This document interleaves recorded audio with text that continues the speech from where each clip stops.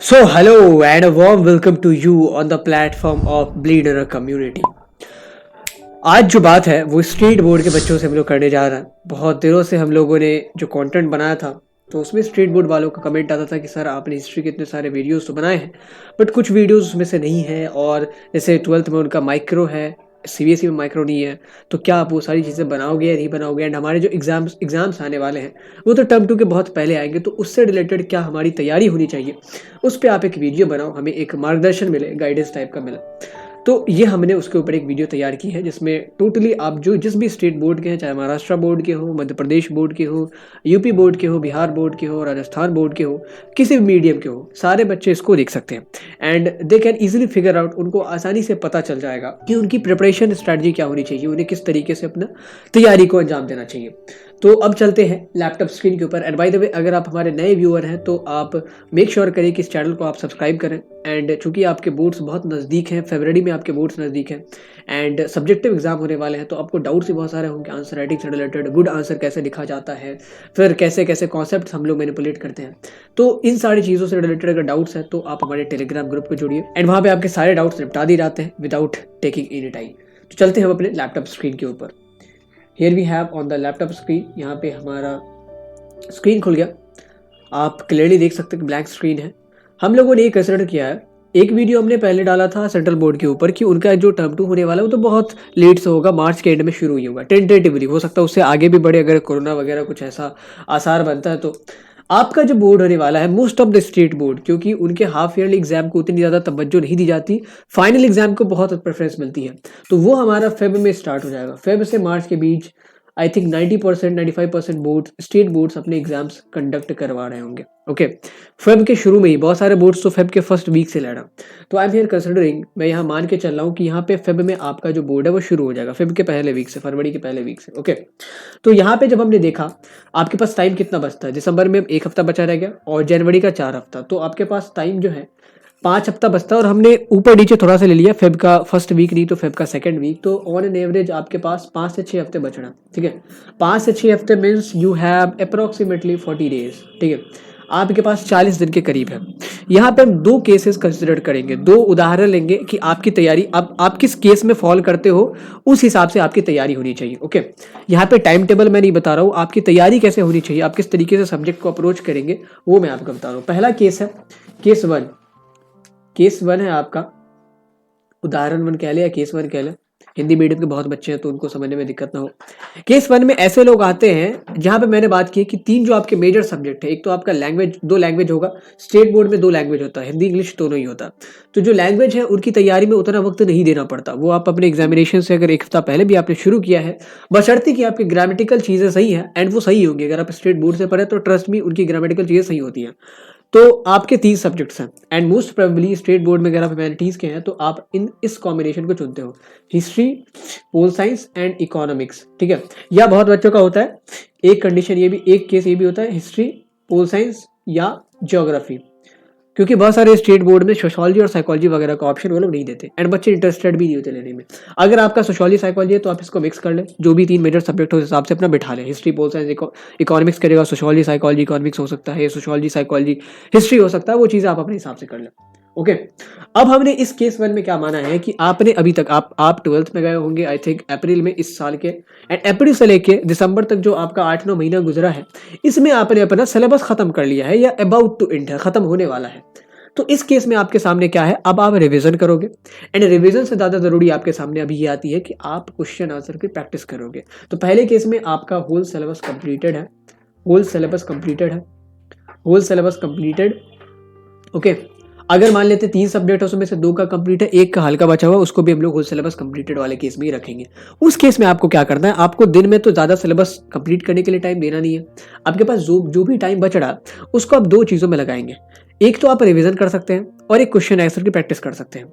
तो अगर आप केवल रिवीजन करेंगे तो आपको दोनों चीज़ें अलग से करनी पड़ेगी, रिवीजन और क्वेश्चन आंसर की प्रैक्टिस अलग से। इससे बेहतर क्या होगा कि आप क्वेश्चन आंसर की प्रैक्टिस करो। सब्जेक्टिव क्वेश्चन आंसर की प्रैक्टिस में क्या होता है, I have seen a lot of people, बहुत सारे लोगों को मैंने देखा है जिनकी तैयारी बहुत अच्छी थी, रिवीजन उन्होंने बहुत बढ़िया किया था एंड मैं भी जो 12th में था तो सीबीएसई कोई एमसीक्यू बेस्ड तो करवाता नहीं था, वो भी उस टाइम सब्जेक्टिव ही करवाते थे। उनकी तैयारी बहुत बढ़िया थी, कॉन्सेप्ट बहुत बढ़िया से आते थे, बट उन्होंने ना क्वेश्चन आंसर की प्रैक्टिस नहीं की थी। हमारे में आई वॉज इन कॉमर्स, तो अकाउंटेंसी तो पूरा न्यूमेरिकल बेस्ड है, तो उसमें तो आपको न्यूमेरिकल की प्रैक्टिस करनी होती है।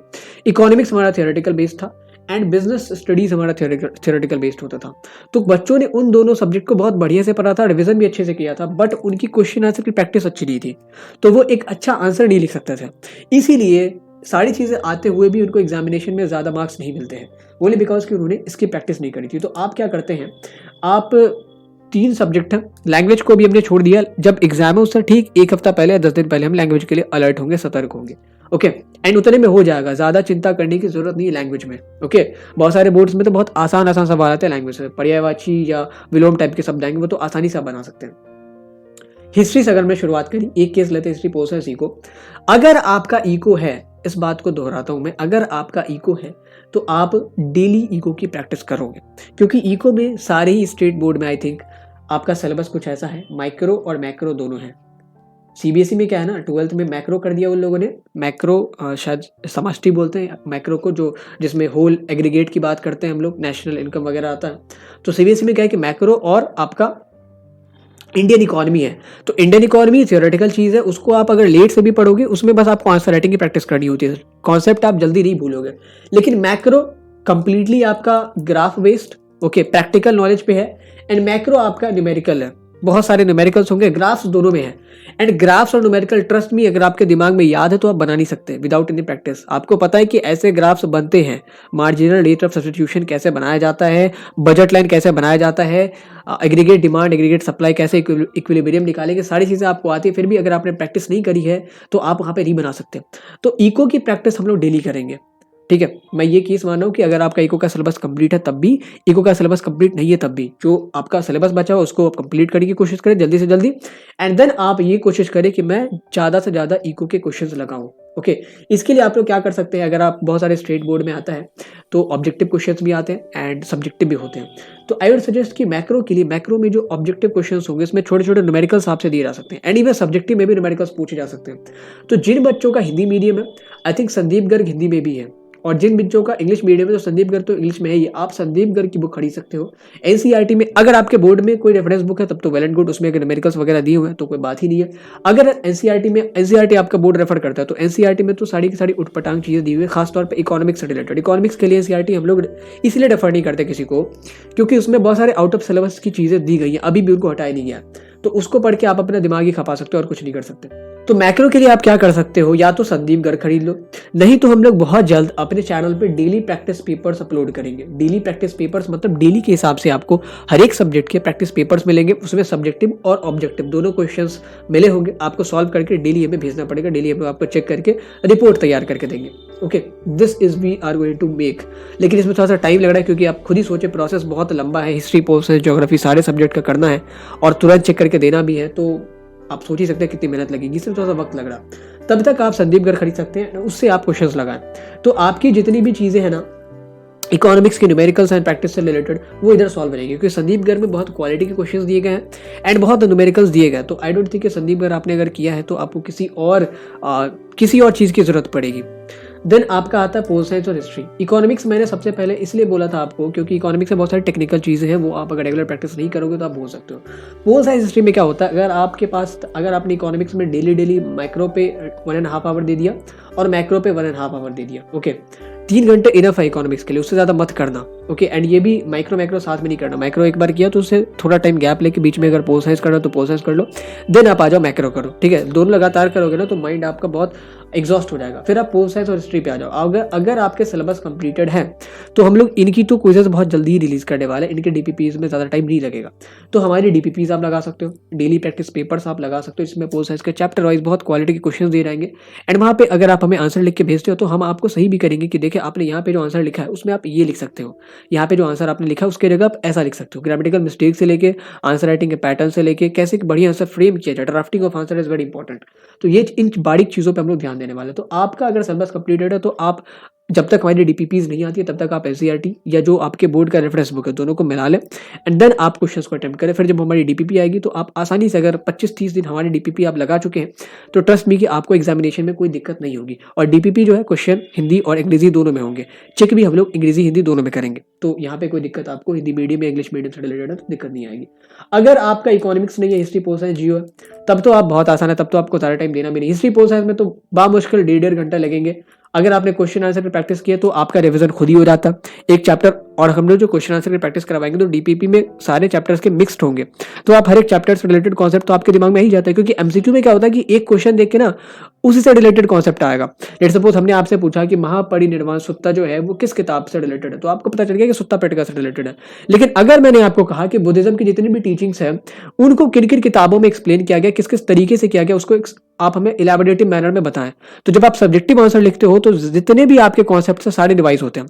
एमसीक्यूज में एक छोटा सा कॉन्सेप्ट रिवाइज होगा, लेकिन सब्जेक्टिव में पूरी चीजें रिवाइज हो जाती है। इसलिए सब्जेक्टिव क्वेश्चन अगर आप अटेम्प्ट करते हो तो रिविजन आपका ऑटोमेटिकली हो जाता है। तो इस हिसाब से आपका केस 1 में अगर आप फॉलो करते हो, इकोनॉमिक्स है तो इकोनॉमिक्स पे ज्यादा टाइम दो, एंड अगर हिस्ट्री पोल साइंस जियो या इकोनॉमिक्स के अलावा कोई सब्जेक्ट है तब तो कोई दिक्कत ही नहीं है। आपने अगर 1.5 घंटे भी दिए हैं, मतलब ऑन एन एवरेज 5 से 6 घंटे पे अगर आप दिन के लगा रहे हो तो you will be more than, ये आपका प्रिपरेशन बहुत ज्यादा हो गया, इससे ज़्यादा की ज़रूरत नहीं है। हाँ, और एक दो चीज़ आप ये कर सकते हो, ये चीज़ मैं हर एक वीडियो में अभी बोल रहा हूँ क्योंकि बहुत सारे बच्चे सीयू सीईटी के लिए अपेयर होंगे, बहुत सारे बच्चे लॉ के एग्जामिनेशंस के लिए, मास कम्युनिकेशन के एग्जामिनेशंस के लिए।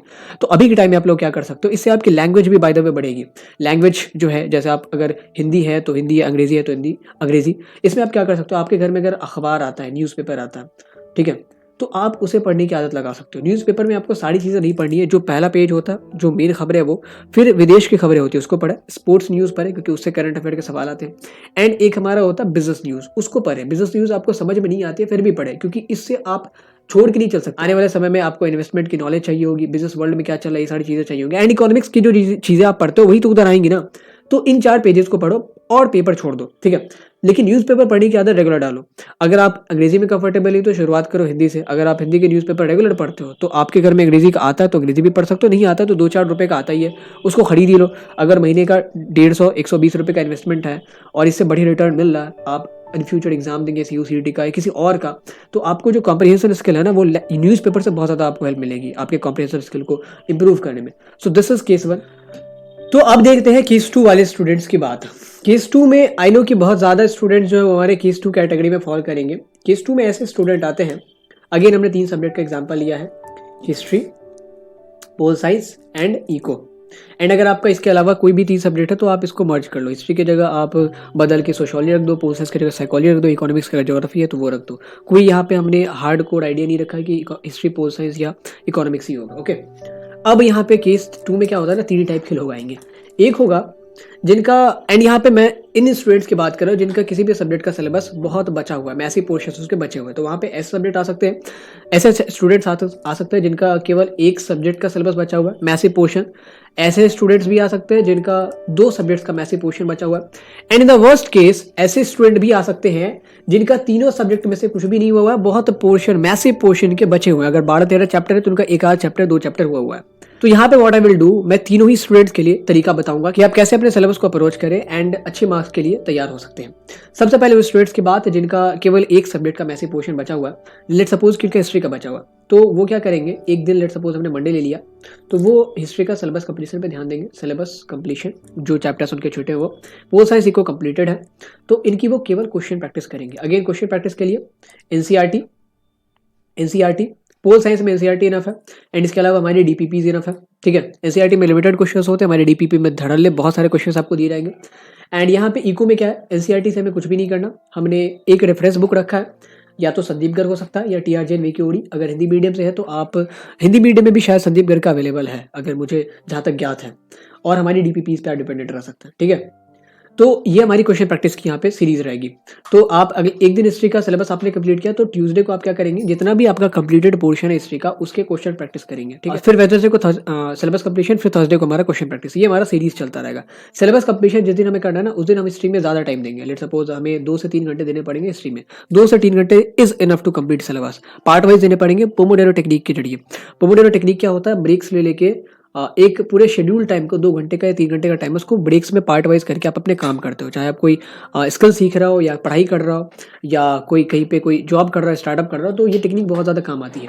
देन क्वेश्चन प्रैक्टिस में ज़्यादा टाइम नहीं देना पड़ेगा। इसमें आई डोंट थिंक कि 1 से 2 घंटे ज़्यादा आपका जाने वाला है। तो ये उन बच्चों की बात है जिनका एक सब्जेक्ट बचा हुआ है। अब फिर इस टाइप के बच्चे की बात करते हैं जिनका 2 सब्जेक्ट बचा हुआ है। अगेन हमने लेट सपोज दिन लिया मंडे का, तो व्हाट दे विल डू, वो हिस्ट्री और पोल साइंस का लेट सपोज उनका सिलेबस बचा हुआ है, तो वो एक दिन क्या करेंगे, दोनों का सिलेबस लगाएंगे, ठीक है। एंड इको उनका कंप्लीटेड है, तो वो क्या करेंगे, क्वेश्चन प्रैक्टिस करेंगे केवल। अगेन क्वेश्चन प्रैक्टिस के लिए NCERT is enough, sorry eco के लिए एनसीईआरटी तो रेफर करना ही नहीं है, संदीप गर्ग इज इनफ। अगर आपके पास कोई और रेफरेंस बुक है तो आप उसका भी सहारा ले सकते हैं। एंड हमारी डीपीपी बहुत इनफ होगी। अगर हमारी डीपीपी से कर रहा तब तो आपको किसी रेफरेंस बुक की जरूरत पड़ेगी ही नहीं।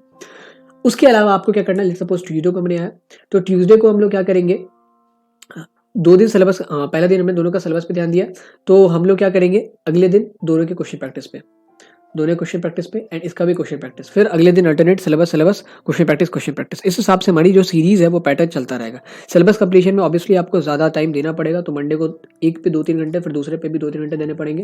क्वेश्चन प्रैक्टिस आपकी किसी भी सब्जेक्ट की 1 से 2 घंटे में हो जाएगी, उतना ज़्यादा आप नहीं लिख पाते हो, ठीक है। एंड जिस दिन हम लोग क्वेश्चन प्रैक्टिस करेंगे ना तीनों सब्जेक्ट का, एक तो दिन हमने सिलेबस कंप्लीशन में रखा, अगले दिन अल्टरनेट डेज पे हमारा क्वेश्चन प्रैक्टिस, फिर एक दिन गैप करके आप क्वेश्चन प्रैक्टिस करते हो। तो ये जो चीज़ है क्वेश्चन प्रैक्टिस वाले दिन आपकी बहुत कम टाइम टेकिंग होगी, वो थोड़ा सा रिलैक्स्ड डे होगा। उसके अलावा फिर अगले दिन आपका थोड़ा सा ज़्यादा मेहनत वो करनी पड़ेगी। ये हमारे उन बच्चों की बात है जिनका 2 सब्जेक्ट का बहुत अच्छा खासा सिलेबस बचा हुआ है। ऐसे स्टूडेंट्स की बात करते हैं जिनका तीनों सब्जेक्ट का अच्छा खासा सिलेबस बचा हुआ है, तो वो क्या करेंगे, उनके लिए भी यही सेम रूटीन रहेगा। उनके लिए भी यही सेम रूटीन रहेगा। लेट सपोज मंडे को उन्होंने शुरू किया पढ़ाई, तो वो 2 सब्जेक्ट का सिलेबस कंप्लीट करेंगे उस दिन, जितना भी उनसे हो सकता है 1 से 2 घंटे में, नॉट 1 से 2 घंटे ज़्यादा आपको देना पड़ेगा क्योंकि आपके पास समय बहुत लिमिटेड है। एंड इको की तो बहुत ज़्यादा प्रिपरेशन करनी पड़ेगी। अगर आपका इको का सिलेबस बचा हुआ है तो इको पे ज़्यादा ध्यान देना पड़ेगा। तो अगर हमने लेट सपोज पहले दिन इको ही किया, पहले दिन जितना भी चीज़ हमने इको में पढ़ा हुआ उससे रिलेटेड क्वेश्चन प्रैक्टिस कर ली।